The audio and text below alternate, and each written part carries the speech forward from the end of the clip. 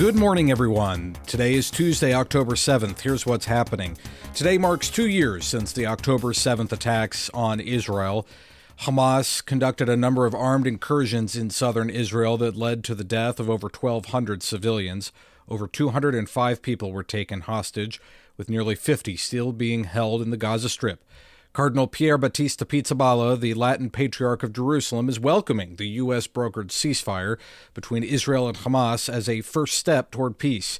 The deal, negotiated under President Donald Trump, calls for the release of the remaining 20 living Israeli hostages and the return of 28 bodies held in Gaza. It also outlines a 20-point plan to demilitarize Gaza, rebuild the territory, and exchange nearly 2,000 Palestinian prisoners. Cardinal Pierbattista urged cautious optimism, saying many questions remain, but expressed hope that the agreement could finally end the war. He added that while the end of the fighting does not guarantee peace, it is, quote, the first essential step toward building it. Here in the U.S., dueling government funding bills have both failed the Senate as the government remains shut down for a seventh day. On this vote, the yeas are 52 and the nays are 42. 3/5 of the Senate duly chosen and sworn not having voted in the affirmative. The motion is not agreed to. One was a Republican bill that had already passed the House. The other was backed by Democrats. The two pieces of legislation have now both failed to pass several times. President Trump said in a news conference yesterday he was speaking to Democratic lawmakers. House Minority Leader Hakeem Jeffries disputes that claim. The state of Illinois and the city of Chicago are suing the Trump administration over the deployment of National Guard troops to Chicago. News Nation's Kelly Meyer reports.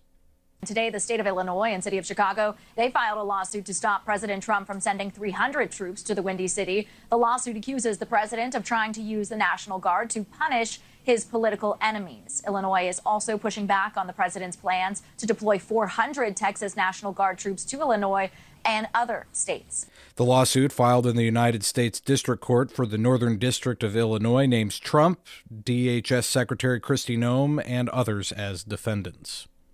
And we're learning more about a man who was arrested early Sunday outside of Washington's Cathedral of St. Matthew the Apostle ahead of the annual Red Mass, attended by public officials and typically Supreme Court justices.